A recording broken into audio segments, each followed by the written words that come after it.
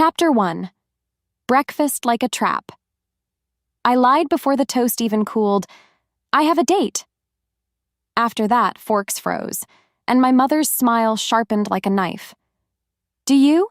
She asked, sweet as poison. What followed was a chorus of ohs from aunts and cousins, the ones who counted rings like they were medals. Still, I kept my chin up because the room already smelled like judgment and burnt toast, and I refused to choke. Soon after, my sister Jenna lifted her sapphire hand. Try not to embarrass me, Lily. Her voice glittered. The chandelier light made her look like a magazine cover. Yet my coffee tasted like ashes. In fact, my chest ached. I felt small, plain, and loud all at once. Truth be told, I only wanted silence and an exit. But then Mom leaned close. No date, no drama. Promise me. Her perfume was heavy with roses. The scent pushed at my head until old shame rose, hot and sudden. Because of that, the words leaped out. He's tall, he's intense. The lie warmed my tongue. The air thickened. As the silence roared, Jenna smirked. Where'd you find him? A comic book? More importantly, my hands shook, and I hid them in my lap. The toast scraped my throat. And just like that, everything changed when Dad sighed without looking up. Let her have this, he said. A beat later, my heart skipped. I breathed again. Meanwhile, Mom planned seating charts like battle lines. Your date can sit at table 3, far enough to cause no trouble. On the other hand, my pulse raced because I had no date, no plan, and no shield. As the wind shifted through the open window, rain tapped the sill. Her name hung in the air. Jenna, Jenna, perfect Jenna. My name felt wrong in my own mouth. Because of that, I stood fast. You'll meet him, I said. Tonight. The lie clicked shut like a door. Moments later, I escaped to the porch.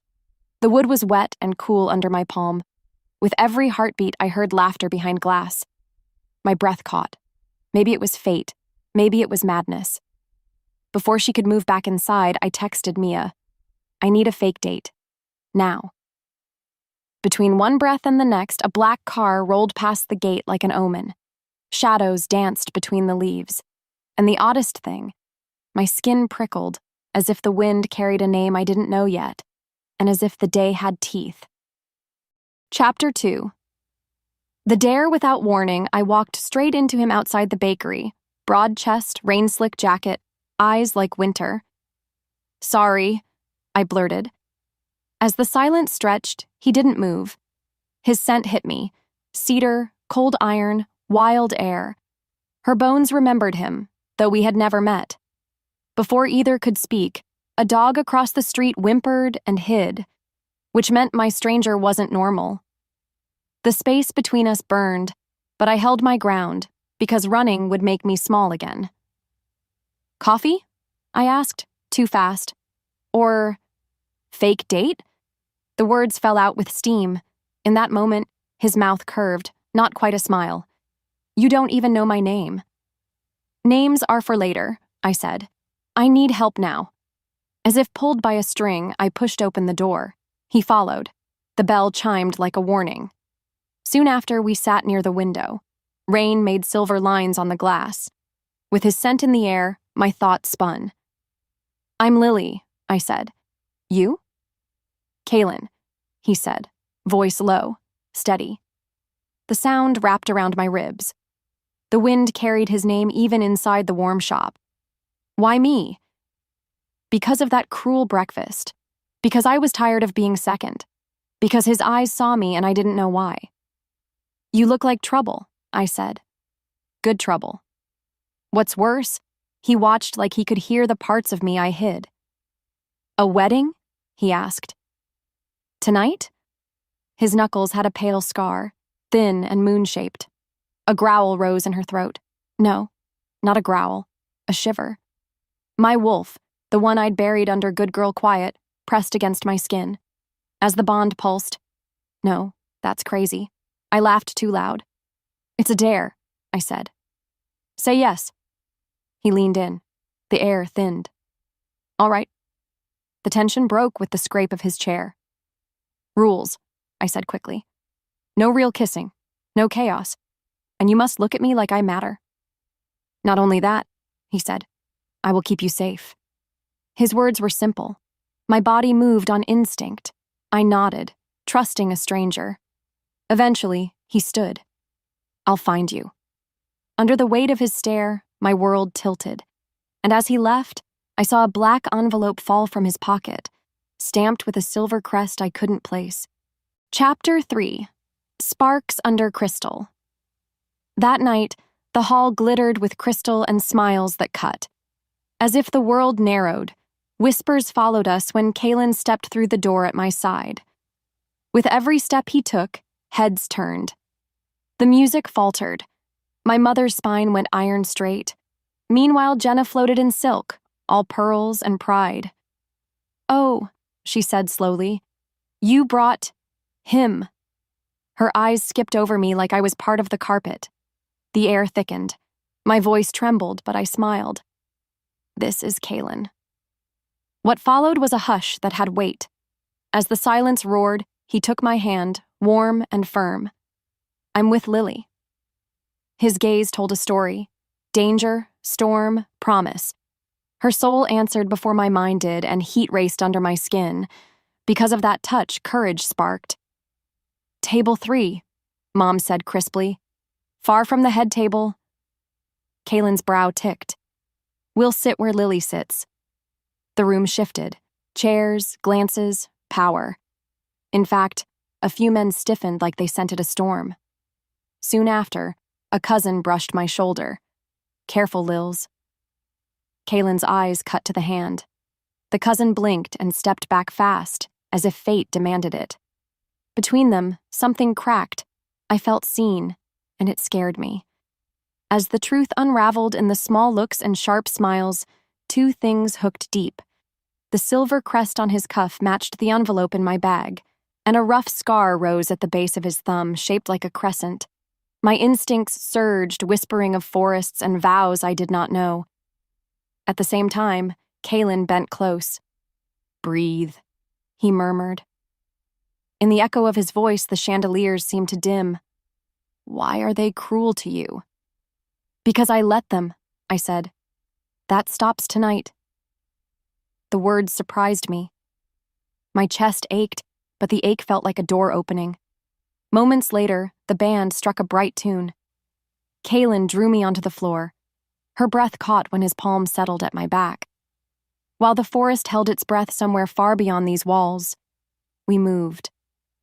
Not perfect, not pretty, real. By the time the song ended, rival eyes were knives. Shadows danced between us and them. And just like that, everything changed when a waiter hissed, "Prince," under his breath.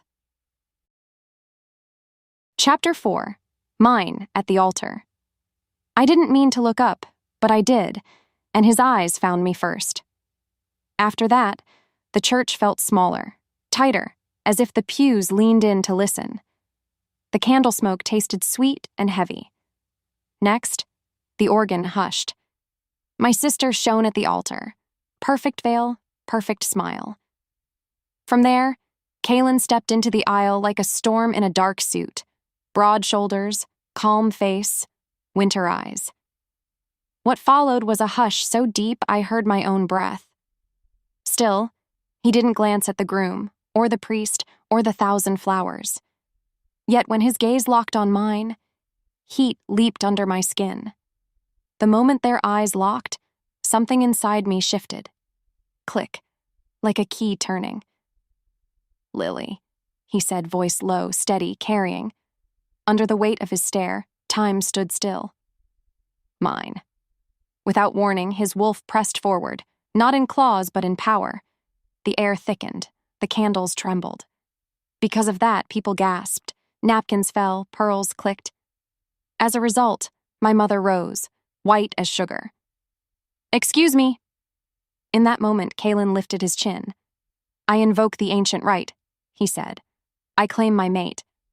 His words rang like iron. Her heart skipped. A beat later, the priest's book slipped from his hands and thudded to the floor. Soon after, whispers cracked like dry leaves. Mate? Prince.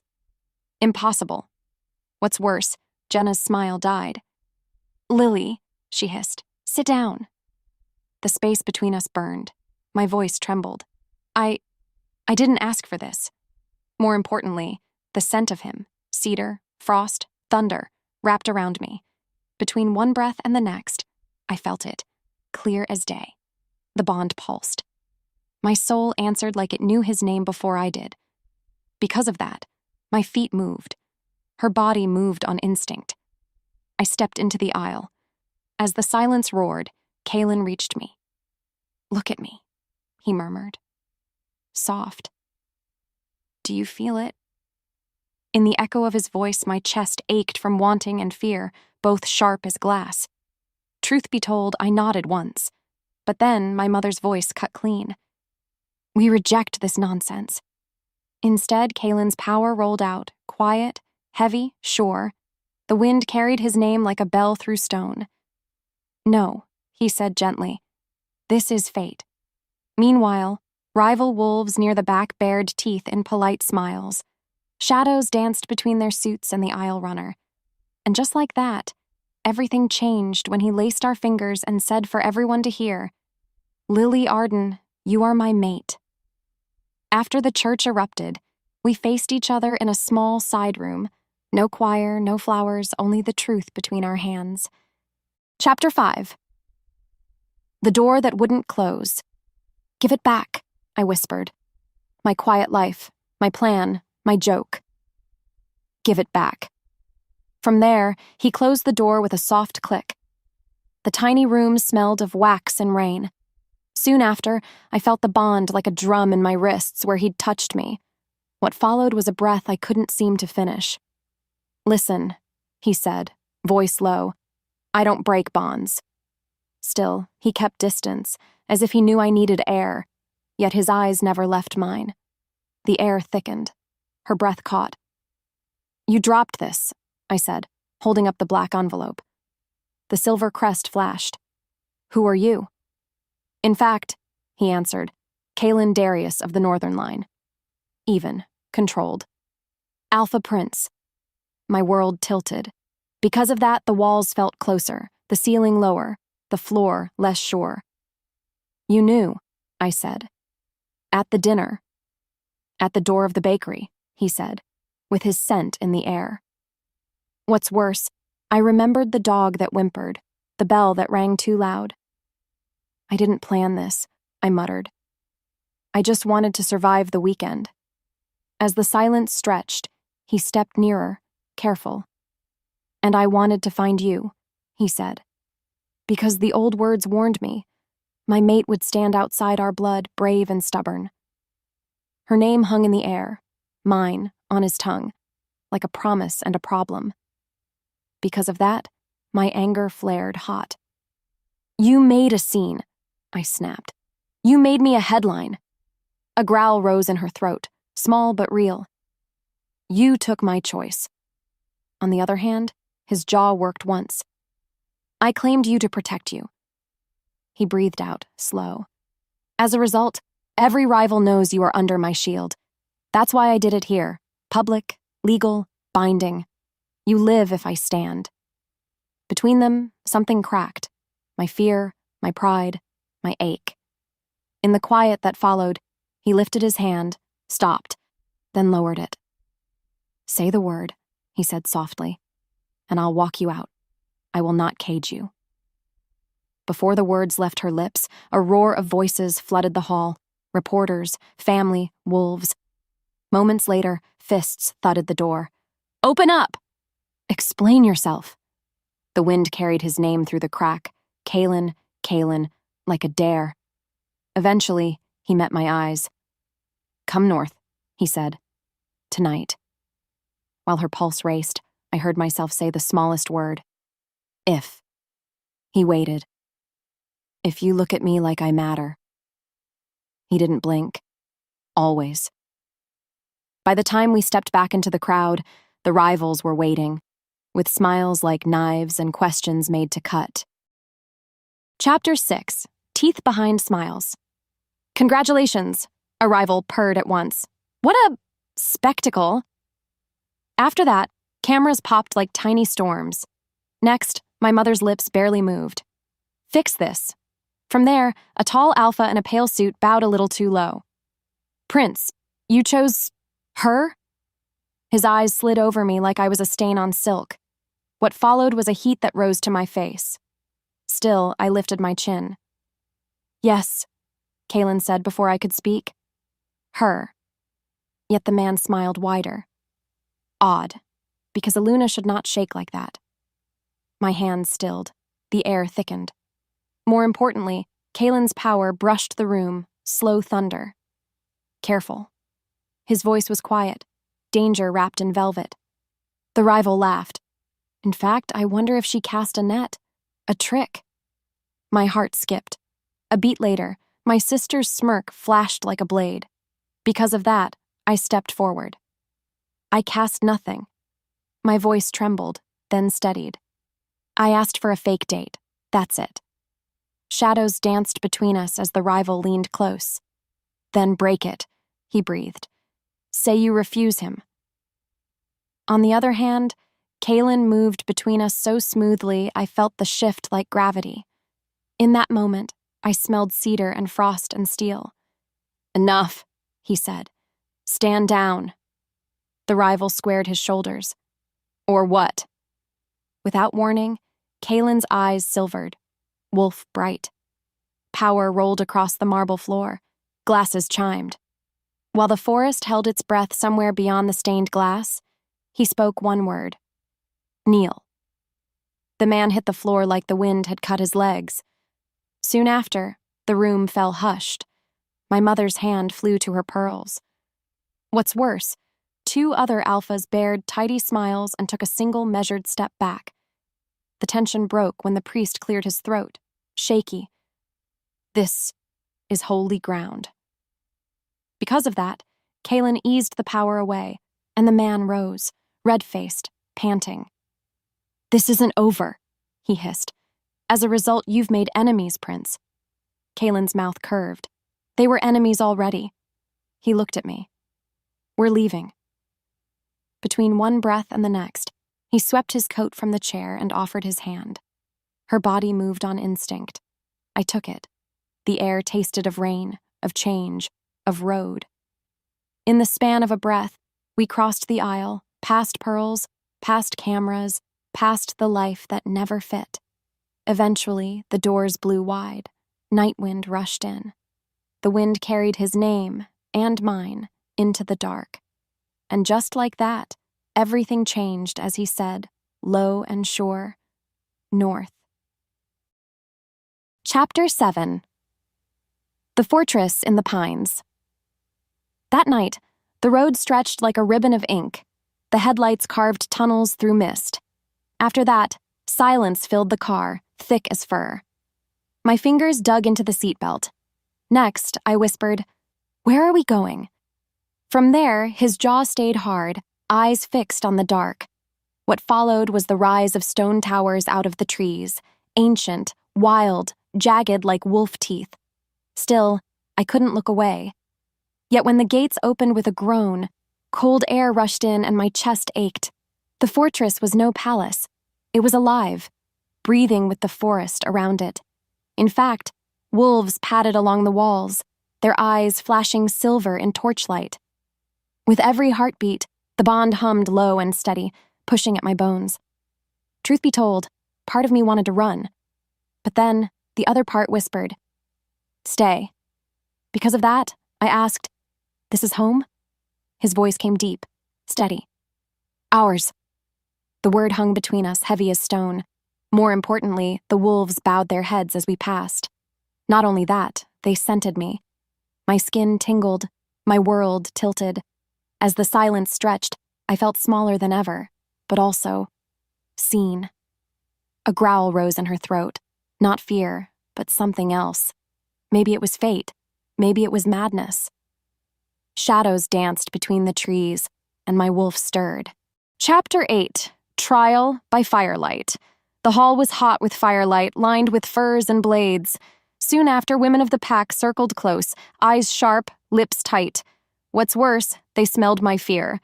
Still, I straightened my shoulders. Too soft, one sneered. Too weak. Yet her voice cracked with envy as Kaylin's hand rested near mine. The space between us burned. Because of that, I snapped back, "Say it to me. Not about me." A beat later, silence. In fact, the woman stepped forward, teeth flashing. "Then prove you can stand." Her body moved on instinct. My palm struck hers aside when she reached. Shock rippled. The air thickened. With his scent in the air, my pulse roared. More importantly, Kaylin did not move. He watched, measured, judged. And just like that, everything changed when my hand shook, but I didn't drop it. Between them, something cracked. My fear, spilling into anger. "Don't touch me unless you're ready to bleed," I said, trembling but loud. In the echo of my voice, fire hissed. Meanwhile, Kaylin's eyes glowed, pride flickering behind the storm. "Enough," he growled. Shadows danced between us all, and the women stepped back, grudging. That night, the fortress shook with howls because danger came clawing at the border, and I saw the beast he really was. Chapter 9: The Beast at the Border. That night, the horns split the dark, long, low, and full of warning. From there, wolves rushed past, claws striking stone. Soon after, Kaylin ripped his shirt and shifted. What followed was not a man, not a myth, but a storm of muscle and silver fur. His growl was thunder. Still, I stood frozen, breath caught, because he was beautiful and terrifying all at once. Yet the rogues came, eyes wild, teeth sharp. The forest itself seemed to hold its breath. In fact, the clash of bodies shook the trees. My chest ached from the sound of bones breaking, wolves howling.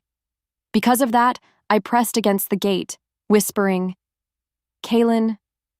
My voice trembled. More importantly, my wolf pushed forward, claws scratching at my skin as though fate demanded I step closer. Her soul answered his when he turned, blood on his muzzle, fury in his eyes. Shadows danced between us, and I knew, clear as day, this wasn't about weddings or lies. This was survival. A rival wolf lunged. Kaylin tore him down, savage, merciless. With every heartbeat, I felt the bond tug tighter, a thread pulling me to his side. My breath caught, my world tilted. And just like that, everything changed when the rogues scattered into the night, but whispers rose in the pack. She brought them here. By the time dawn came, the prophecy's shadow fell across me, and I realized I was no guest. I was the storm's center. Chapter 10. Mother's Poison. Come morning, sunlight bled through the fortress windows like thin fire. After that, I found my mother already seated in Kaylin's hall, pearls sharp against her throat. What followed was her smile, sweet, cruel, and loud enough to echo in my ribs. "Darling," she said, voice warm with venom, "you don't belong here." Still, she reached for my hand as though she cared, yet her fingers pinched, cold and stiff. "Annul this bond. Walk away before you embarrass yourself further." Because of that, my chest ached. More importantly, Kaylin stepped close, shoulders squared. She belongs where I say she belongs. Truth be told, his protectiveness scorched me, but my mother only laughed. "An alpha prince? Trapped by a nobody?" she sneered. "You've doomed yourself." Not only that, her eyes slid to Kaylin. "Release her. Let her come home." The air thickened. With every heartbeat, Kaylin's wolf pressed near the surface. Yet deep down, I knew the truth. My family would never see me as enough. In fact, every word confirmed it. On the other hand, I lifted my chin. "No, Mother. I stay." My voice trembled, but I didn't look away. Shadows danced between us, her fury hot enough to burn. Moments later, she left with a hiss of skirts, her perfume trailing like poison smoke. Kaylin's hand brushed mine, rough and sure. "Your family isn't the enemy you should fear," he murmured. That night I learned what he meant because the prophecy found me and the whole fortress whispered my name. Chapter 11. The Prophecy Unveiled. That night, the council summoned us to the stone chamber carved with runes. From there, the air smelled of ash and pine sap. Soon after, a priestess placed her palm against my chest, and the mark tingled as if fire bloomed beneath my skin. What followed was her whisper, low and trembling. She is the one, the mate from beyond the bloodline. Still, the words rippled through the chamber, heavy as storm clouds. Yet when Kaylin's gaze snapped to me, my world tilted. Because of that, the priestess spoke louder. One mate to unite, or one to doom. In fact, the words echoed like a blade. My chest ached and my thoughts spun. More importantly, every eye turned on me, weighing me like I was coin. Truth be told, I wanted to scream. Instead, I stood still because running would only prove them right. The silence roared. With his scent in the air, I clung to it like rope. What's worse, rival voices rose. She'll break us. A curse. Too weak. The space between us burned as Kaylin's hand closed around mine. Enough, he growled. Yet even so, doubt cut sharp when I caught his jaw clench, his mouth tight. Before the words left her lips, I saw it. Hesitation. Between them, something cracked. As though fate whispered, I realized the truth. I wasn't only his scandal. I was prophecy. And prophecy meant danger. Chapter 12. Doubt in the Dark. While the fortress slept, I wandered the cold halls. Shadows danced between banners, whispers curled in corners. Soon after, I heard Kaylin's voice beyond a door. Maybe I made a mistake, he said. The words hit harder than claws. Her breath caught. My chest ached. What followed was silence, then another voice, older, grim. The bond is strong, but she is fragile. Fragile breaks. Because of that, tears stung my eyes. In fact, my wolf whimpered low inside me. More importantly, my flaw burned raw. I was second best again, even to fate. On the other hand, Kaylin's tone dropped, rough. She fights. She surprises me. Yet the doubt lingered, sour and sharp. Without warning, the door creaked. My body moved on instinct. I slipped back into the shadows. The air thickened. The silence roared. Between one breath and the next, I whispered into the empty corridor. Maybe I was never enough. And just like that, everything changed when horns blew outside. Long, low, a challenge in the night. By the time dawn broke, I knew a choice was coming. Hide in fear or stand in the fire beside him. Chapter 13. Standing Beside the Storm. By the time dawn bled over the fortress walls, the courtyard was already full. After that, drums pounded, wolves gathered, voices rose. Next, Kaylin stood tall before them, eyes silver bright, power rolling off him like thunder. From there, every gaze slid to me. What followed was heat in my chest, the weight of their judgment pressing like stone. Still, my knees trembled. Yet I stepped forward, the bond pulsing in my veins. The silence roared. Because of that, Kaylin's hand brushed mine, firm, grounding. More importantly, I laced my fingers through his. I stand with him, I said. Truth be told, my voice shook, but it carried. Not only that, whispers rose. Shock, fury, disbelief. She's no Luna. She'll break him. The words stabbed, but I refused to flinch. A growl rose in my throat, low and raw. On the other hand, Kaylin leaned close. Proud of you, he murmured, the echo of his voice wrapping me in steel and fire. Her chest ached, but the ache steadied me. Moments later, the rival alphas stepped back, snarling. Yet their eyes promised war. The tension broke when the drums ceased, leaving only my heartbeat pounding like a challenge. Between them, something cracked.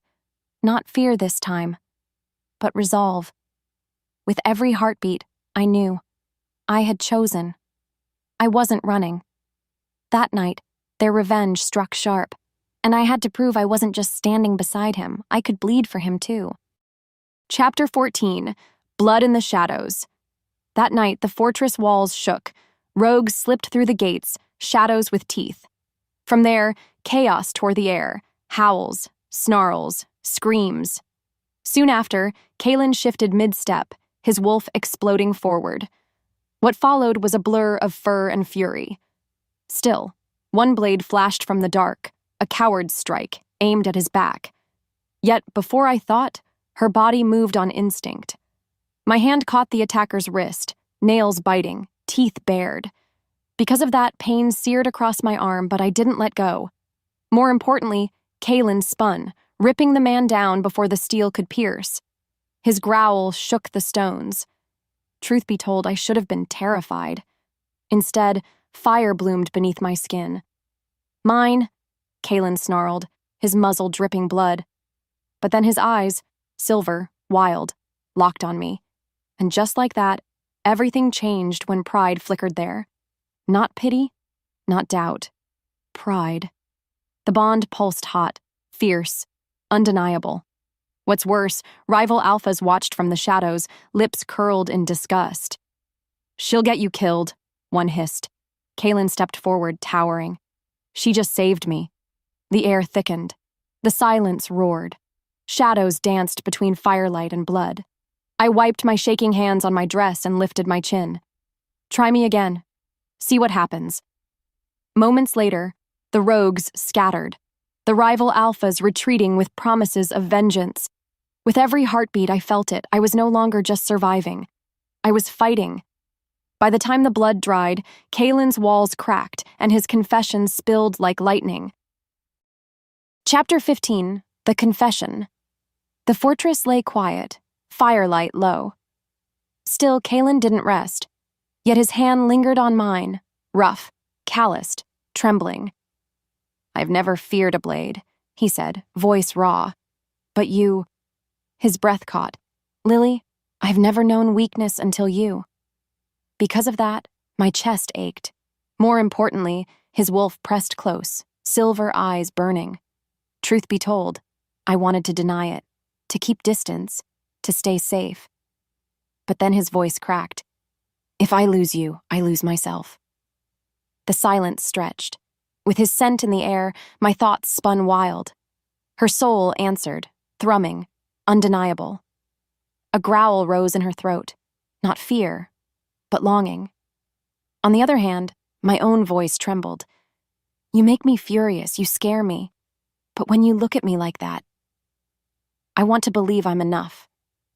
Between one breath and the next, he cupped my face, forehead pressed to mine. The space between us burned. His lips brushed mine, soft, searing, unshakable. What followed was not just desire, it was surrender. Still, even as warmth spread, shadows whispered in the corners. Yet I knew someone had been listening.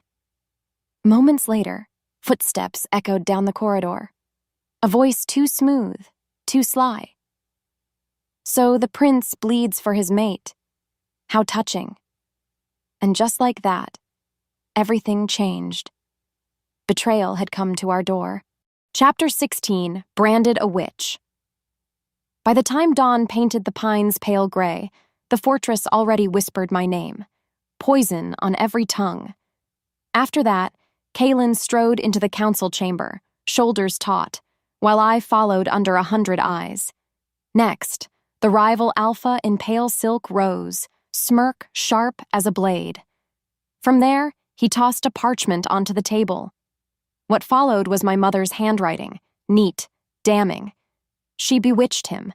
She trapped him. Break the bond before the kingdom falls. Still, my throat burned. Yet Kalen's jaw locked, fury flashing. Because of that, the council erupted. A witch. A fraud. Destroy her mark.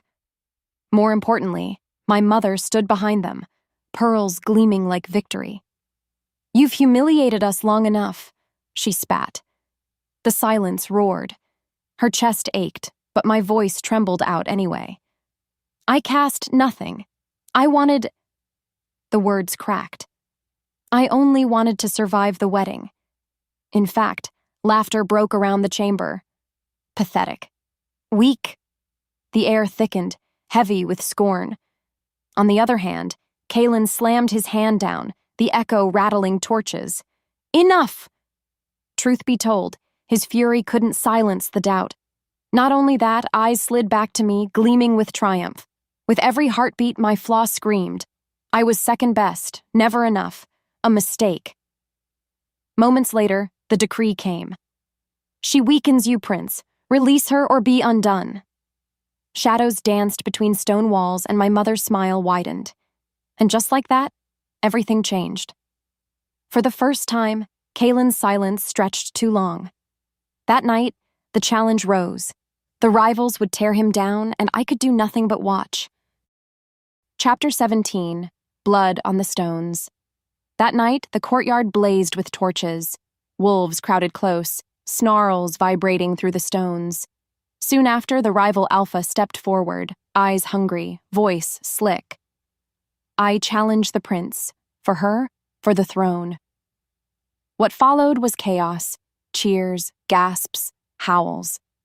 Still, Kalen stripped his coat, power thrumming, wolf surging beneath his skin. Yet when he glanced at me, just once, my chest ached from the storm there. Because of that, I stayed rooted as the fight began. Claws raked, jaws snapped, bodies slammed against stone. More importantly, the crowd howled, scent of blood thick as smoke.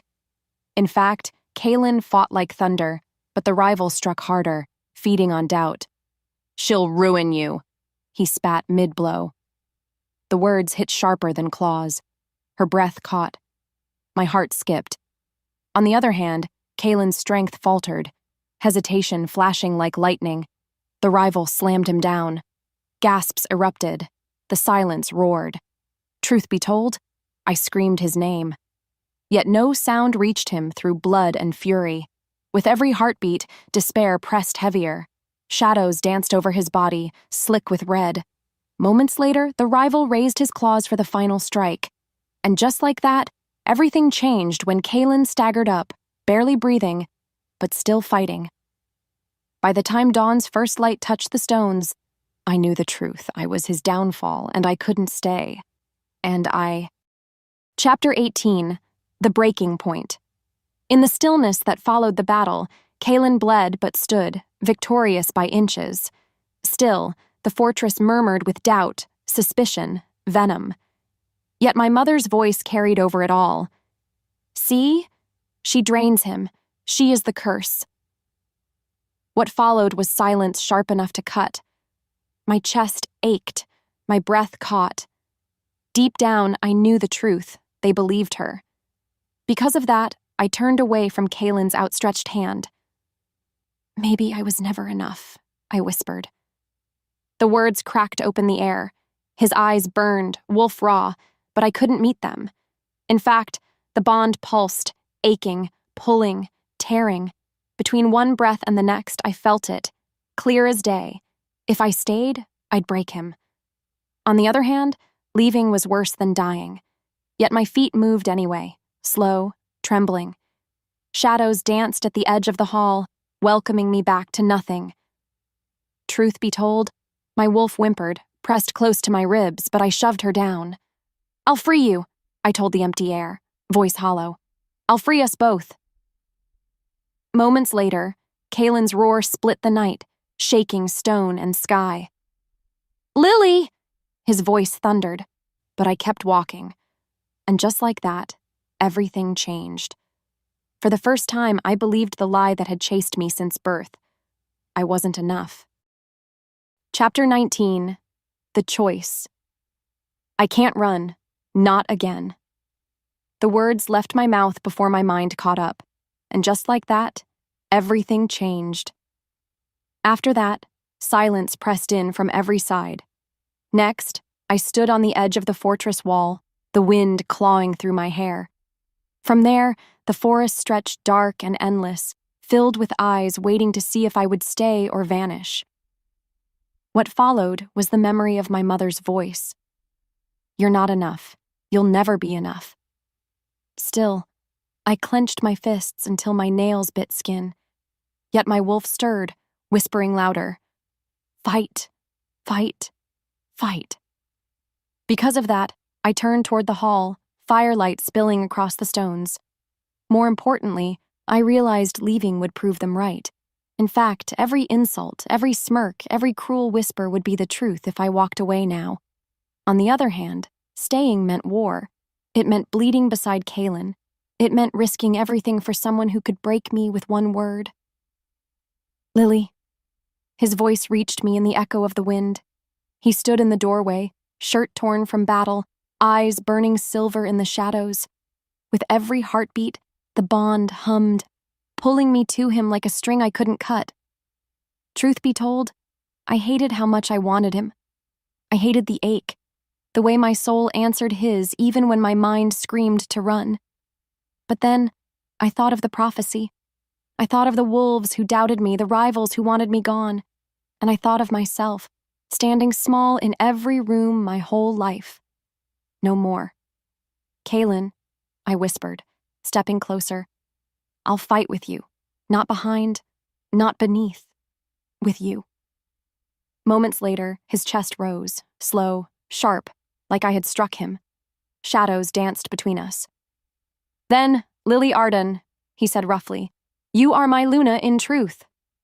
The tension broke. My knees weakened, but I didn't fall. Instead, I met his stare, steady for the first time. "So let them come."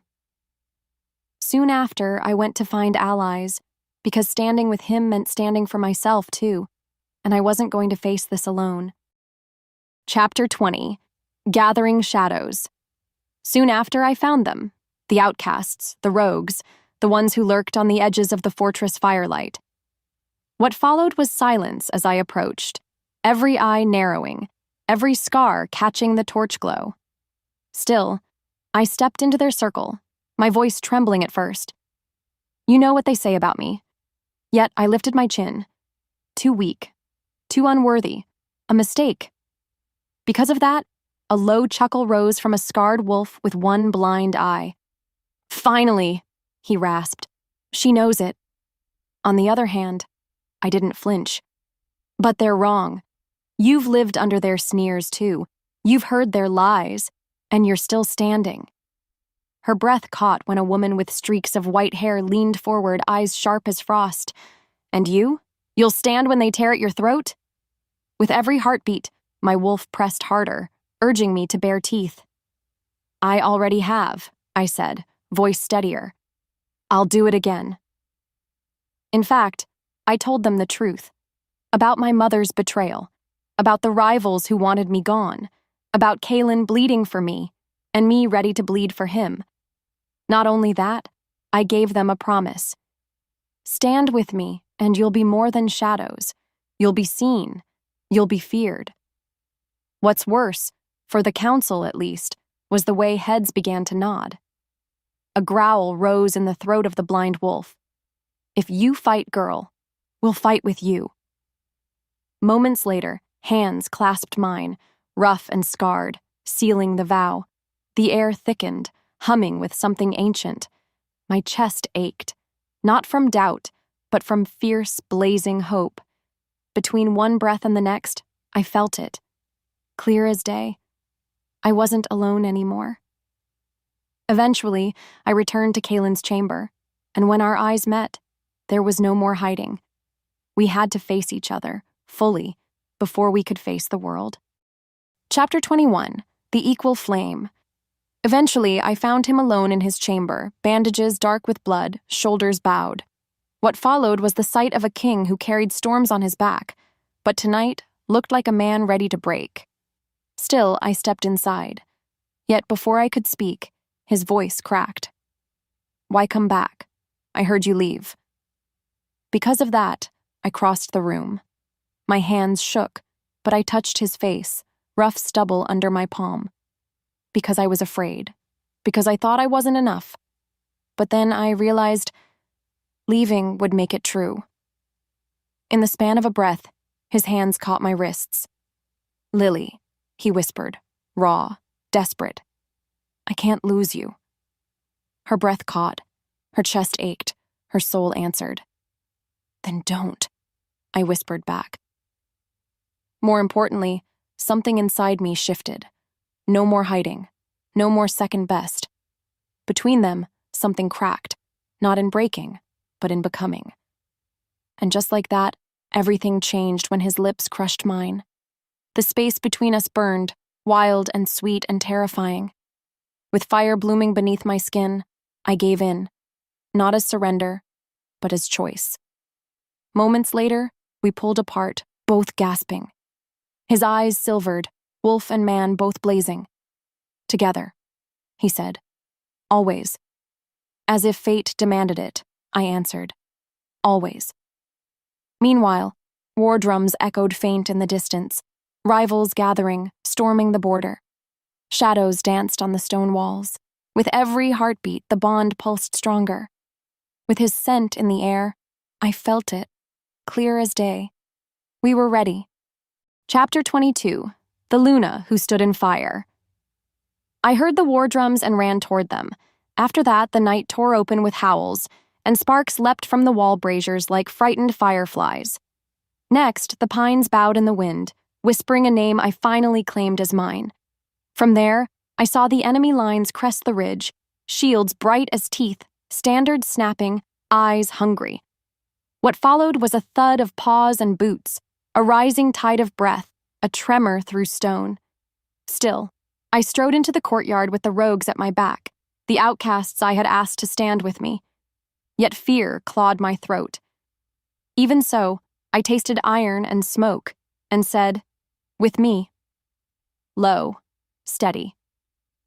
Because of that promise I made in the dark, they closed ranks around me. More importantly, Kalen stepped forward, shoulders squared, silver eyes catching torchlight. "Luna," he said, voice rough as gravel. In fact, the word rang like a bell. The air thickened. Time stood still. Not only that, the rival alpha in pale silk lifted his sword, smiling like a cut. "Prince," he called, "surrender the witch." What's worse, my mother stood beside him, pearls bright, mouth tight with victory, until she saw my face. To make things worse, she didn't look away. Moments later, the horn sounded. The lines surged. By the time steel met claw, the courtyard bloomed with heat and noise, snarls, shouts, the wet chop of blades. Eventually, Kalen's wolf exploded forward. Silver fur, thunder growl, a flash of teeth and moon. That night, my bones hummed like strings pulled tight. Come morning, if we saw morning, this place would choose a ruler or a grave. But then the rival charged me fast, sure I'd break. Instead, I reached for the truth I had avoided. Rather than step back, I stepped in. "Kneel," I whispered. No shout, no pretty speech, because I was done begging. Meanwhile, the power answered. At the same time, wind spiraled down the well of the keep. Ashes rose, torches flared taller. Because of that, his foot skidded, knees buckling. As a result, the crowd gasped, and 3 wolves flinched as if slapped. So I pushed harder, voice ablade. "Kneel." That's why stone met bone, which meant the courtyard saw it, saw me. Truth be told, I shook. No matter how hard she tried, the old smallness clawed for my throat, but I held. Maybe it was fate. She didn't know what scared her more, the power in my mouth or the girl I used to be dying on these stones. Deep down, she knew the truth. The prophecy wasn't a chain. It was a door.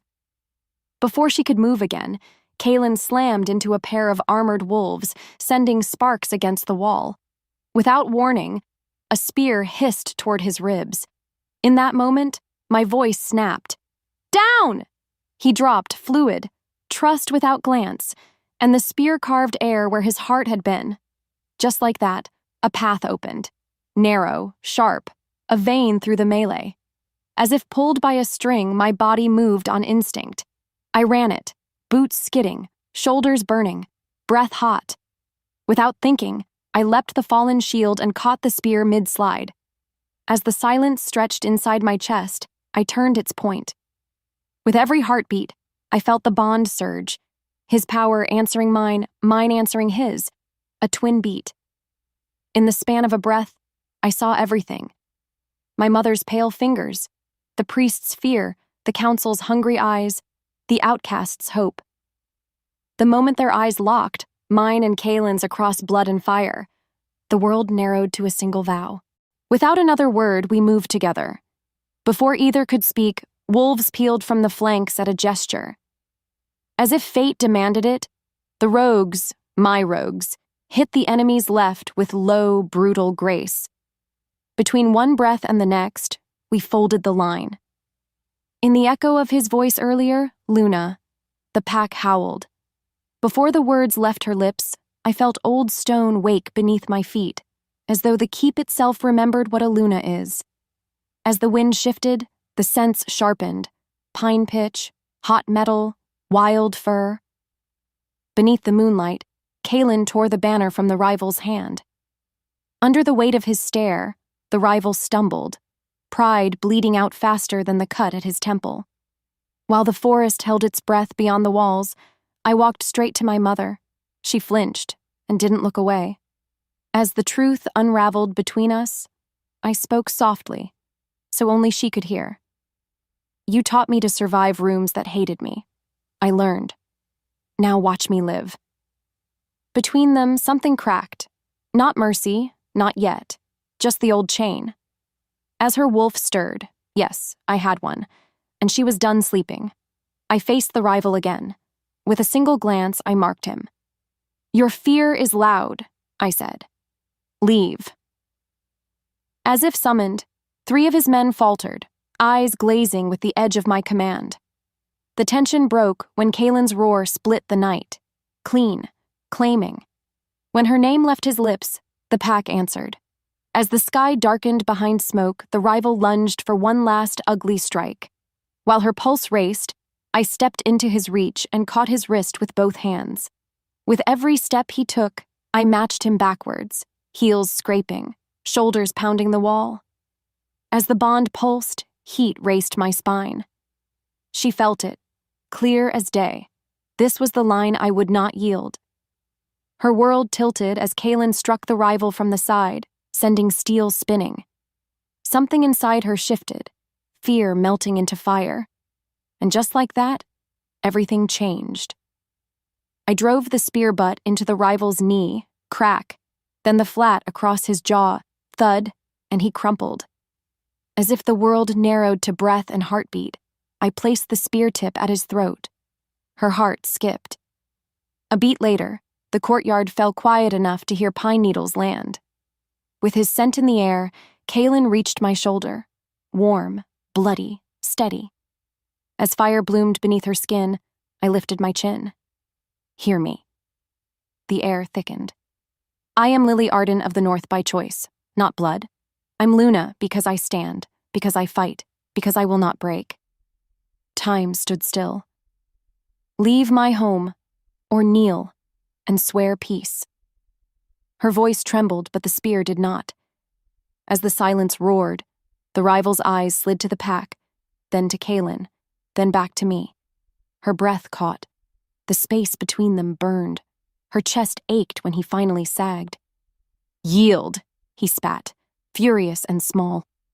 In the quiet that followed, he dropped his blade. Her thoughts spun as the enemy line cracked and pulled away like a tide losing nerve. As the echo faded into the trees, my name hung in the air, not as mockery this time, but as weight. In the stillness that followed, the pack bowed, not a grovel, not fear, respect.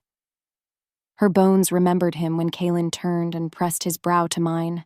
As the mark tingled low on my skin, new heat, bright promise. Her soul answered. The wind carried his name, and mine, braided. Shadows danced between them as torches guttered, then steadied. Her instincts surged to run toward quiet. Instead, I stood and lifted the spear high so all could see. As though fate whispered, the priestess stepped from the arch. Prophecy fulfilled, she breathed. Not doom. A door. A growl rose in her throat. Not rage now, but something fierce and joyful. As if the forest watched, the pines shivered like applause. Her wolf pressed forward, and she let it happen. By the time the healers arrived, we had won the night. But the price had to be counted, and crowns had to be chosen in the light. Chapter 23, After the Storm, The Crown. After that, the courtyard smelled of crushed pine and hot iron, and the stones were slick with victory and loss. Next, healers moved among bodies, stitching skin, setting bone, whispering old words over cooling brows. From there, the priestess traced runes on Kalen's ribs while I held his hand and watched the rise and fall of his chest like it was a tide that could still turn. What followed was a hush that didn't hurt. It just weighed. Still, the council filed in, robes stiff, eyes calculating, yet their math had changed. Even so, one elder cleared his throat. "We must formalize." His voice shook. Because of that, Kalen levered himself upright, careful, breath hissing, pride refusing help. More importantly, I helped anyway. "Sit," I said, and he did, because trust is a crown before any medal.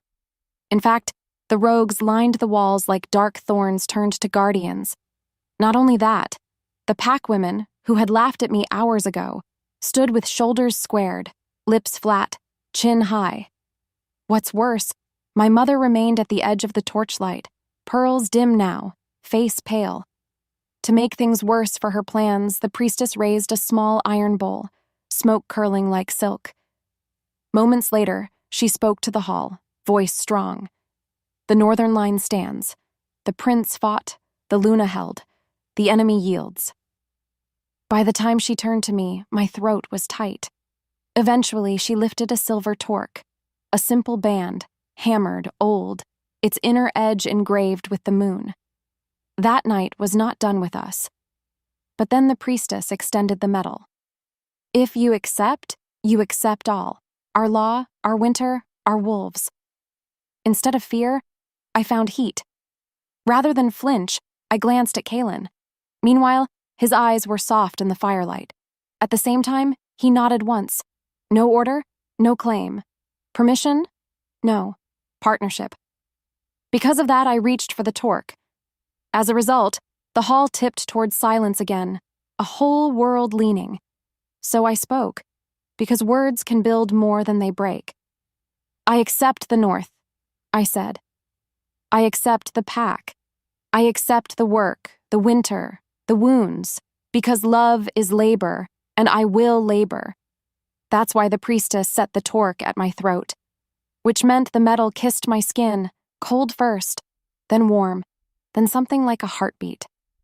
Truth be told, I shook. No matter how hard she tried to avoid tears, two slipped anyway. Maybe it was fate. She didn't know what scared her more, failing them or finally belonging. Deep down, she knew the truth. Belonging isn't a gift you wait for. It's a vow you make. Before she could move away, the elder who'd hesitated stepped forward, palms up.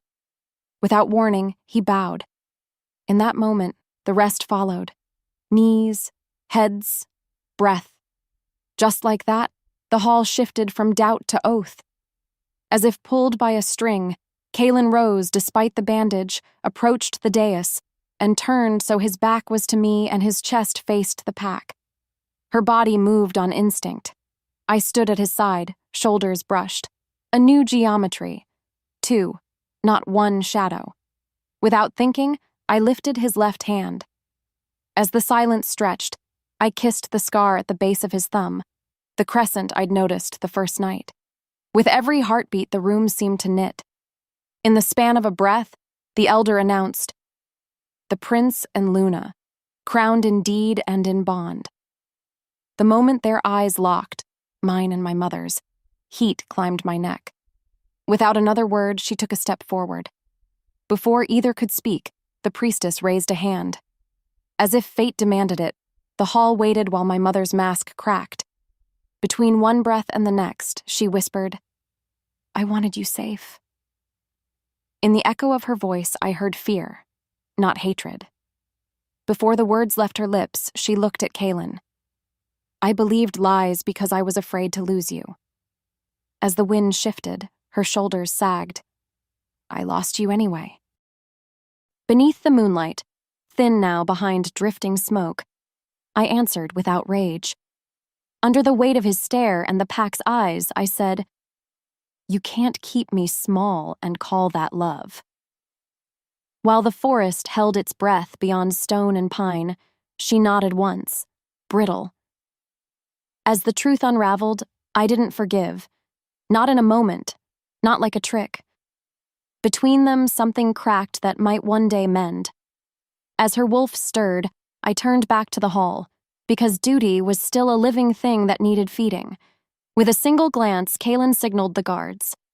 As if summoned, the rival alpha was dragged forward, wrists bound, mouth swollen. The tension broke when he dropped to his knees without command. When her name left his lips, Luna. It wasn't devotion. It was recognition. As the sky darkened toward a new pale, judgments fell. Exile for the rival, reparations for the families of the fallen, seats given to the outcasts who stood and bled. While her pulse raced, I added one thing. A new law, I said. No voice silenced by rank. Disagree with me, out loud. With every step he took through old customs, Kaylin walked beside my words and said, So sworn. As the bond pulsed between us, the pack repeated the oath, a low thunder, a rolling vow. She felt it, clear as day. This was not a crown of metal alone. It was a crown of mouths speaking back, of hands working, of nights like this one survived together. Her world tilted when the priestess smiled, rare and real.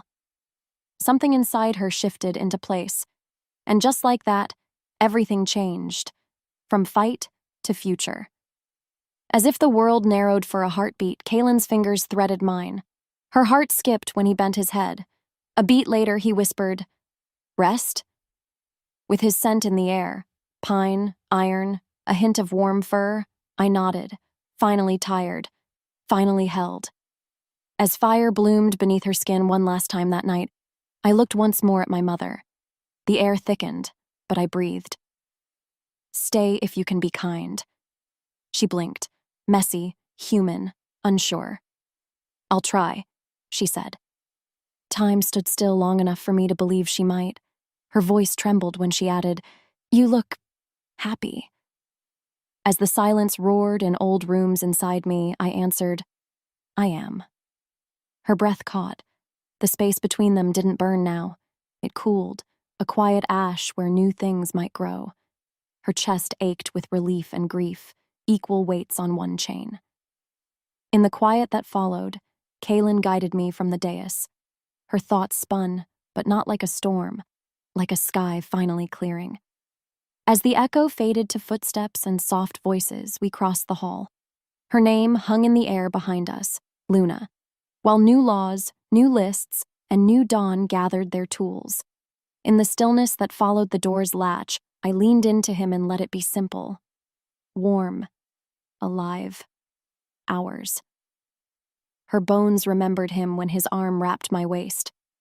As the mark tingled low, promising more than pain ever did, her soul answered again. The wind carried his name through the arrow slits, Kaylin, and it sounded like home. Shadows danced between the banked coals as sleep pulled at the edges. Her instincts surged to fight rest. I let them go. As though fate whispered, Tomorrow. I believed it. A growl rose in her throat, soft, satisfied. As if the forest watched, a wolf cried far off, not in grief, but in greeting. Her wolf pressed forward, and she let it happen. By the time the first light touched the towers, I was ready to close the circle. Not with steel, but with vows, and with the quiet thunder of two hearts choosing again and again. Chapter 24. A door called always. After that long night, dawn arrived on cat feet, pink on stone, cold on skin, gentle on the wreckage we'd made and mended. Next, I woke to the sound of Kaylin's breathing, slow and even, his arm heavy across my waist. From there, the room smelled of smoke and pine and a little blood, like the truth never fully leaves you but stops hurting. What followed was stillness that didn't ask anything of me. Still, my chest ached with the bright bruise of relief, yet I smiled anyway because joy is also a bruise, tender proof that you fought. Even so, a worry flickered, crowns weigh more in daylight. Because of that, I rolled toward him. More importantly, his eyes opened at once, wolf-fast then softened. Lily, he breathed, and my name was worship, warning, and wild promise in one word. In fact, I shivered. Not only that, the bond answered like a low drum. What's worse, I felt tears at the edges again, ridiculous and honest. To make things worse, I laughed at myself and covered my face. Moments later, his fingers slid mine away, slow, careful, asking.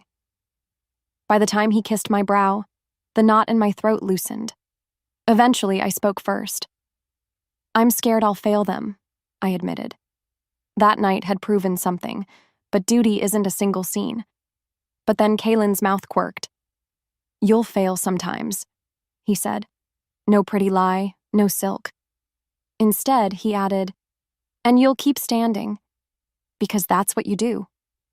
Rather than hide, I told him the 2 open loops I'd carried like stones. I don't know if I can forgive my mother, I said, and I don't know if the prophecy ever ends. Meanwhile, light crawled up the wall, finding old scars in the stone like it was reading the keep's diary. At the same time, his thumb traced the inside of my wrist, steadying, simple. Because of that touch, I found words. I don't want our love to be a war mask, I said softly. I want a life. I want quiet breakfasts that don't feel like traps. I want running in snow. I want a library that smells like cedar and loud laughter at a table that welcomes anyone we decide is ours.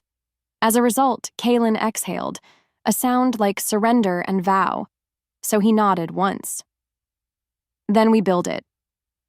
That's why he rose, slow so I could follow or pull him back, which meant I pulled him back first because I could. Truth be told, power tastes sweeter when it's shared. No matter how hard she tried to stay solemn, I grinned. Maybe it was fate. She didn't know what scared her more, loving this much, or living long enough to love this much every day. Deep down, she knew the truth. Fear doesn't cancel love, it sharpens it. Before she could move away, he drew something from the bedside chest, a small flat box carved with the moon. Without warning, my breath hitched. In that moment, he opened it. No jewels, no crown, just a leather cord and a silver ring. Simple, hammered, a twin to the Torque's metal. Just like that, his voice went hoarse. This is not a mark, he said. It's a promise. As if pulled by a string, my hand lifted. Her body moved on instinct. I offered my fingers. Without thinking, he slid the ring to my thumb first, where the pulse is loudest. As the silence stretched, he spoke so the rhythm could guide his words. I claim you, not as possession, but as partner, because power without you is noise, and home without you is an empty room. With every heartbeat, I felt the bond deepen, not brighter, not louder, truer. In the span of a breath, I remembered the bakery bell, the church hush, the spear's weight, the way the courtyard held its breath when I said kneel. The moment their eyes locked that first day, we were always walking here. Without another word, I reached for him and tied the cord around his wrist. Before either could speak, I kissed the knot. As if fate demanded it, warmth ran up my throat, dizzy and sweet. Between one breath and the next, he shuddered, eyes silvering, wolf brushing the surface like a tide that knew this shore. In the echo of his voice the night before, always, I whispered, always. Before the words left her lips completely, he caught my mouth with his, soft at first, then fierce, then soft again. As the wind shifted through the arrow slits, a low howl answered, almost playful. Beneath the moonlight that still lingered faint, we smiled against each other's mouths. Under the weight of his stare, we dressed slow, practical, leather, wool, the scent of oil and iron. While the forest held its breath for the day to start, we walked the quiet halls. As the truth unraveled under sunlight, the fortress no longer looked like teeth. It looked like a back that would carry us. Between them, something cracked that let more light in. As her wolf stirred, I paused at the library doors. With a single glance, Kaelin understood without words. As if summoned, a scribe appeared, startled, then wary. The tension broke when I smiled. "We're making a new book," I said. "Not prophecies, laws, stories, names." When her name left his lips, Luna, it wasn't a title dragging me down. It was a hand at my back, urging me forward. As the sky darkened toward noon with snow clouds, we crossed the courtyard, while her pulse raced with the start of a different kind of battle, building. I saw my mother waiting by the gate. With every step he took beside me, Kaelin said nothing. He let me choose. As the bond pulsed, I stopped 2 paces away. She felt it, clear as day, the old script in her eyes and a new line fighting to be born. Her world tilted when she whispered, "I brought your books." Something inside her shifted as I took the box. Dog-eared romances, spines cracked from lonely nights, and just like that, everything changed a little more. I didn't forgive. I didn't forget. I said, "Thank you," because the girl I was deserved that kindness. As if the world narrowed to a clean path, she nodded and stepped back. Her heart skipped when snow began, soft and slow. A beat later, children ran through the flakes, chasing a young wolf who wore a red ribbon like a joke. With his scent in the air and laughter rising like birds, the future didn't feel like a cliff. It felt like a door we could open every morning. As fire bloomed beneath her skin, I looked up at Kaelin. The air thickened with the quiet between words. Time stood still long enough for the world to settle around the choice we had already made. Her voice trembled, but only because joy can shake you. "Let's make breakfast that isn't a trap," I said. As the silence roared into a laugh, ours, the pack's, even the priestess's faint smile, he offered his arm. Her breath caught when my fingers slid into the crook of his elbow. The space between them burned in the good way now, warmth, not flame. Her chest ached the way muscles ache after a climb you survived and loved. In the quiet that followed, I pressed my ringed thumb to his pulse and felt it answer. Her thoughts spun, but like prayer wheels, steady, purposeful. As the echo faded from last night's horn, the only sound that mattered was bread breaking, soup ladled, names spoken around a wide table. Her name hung in the air. Lily Arden, Luna of the North, alongside Kaelin's, not above, not below. In the stillness that followed the morning's first bite, the pack exhaled as one. Her bones remembered him when his knee brushed mine under the table. As the mark tingled bean,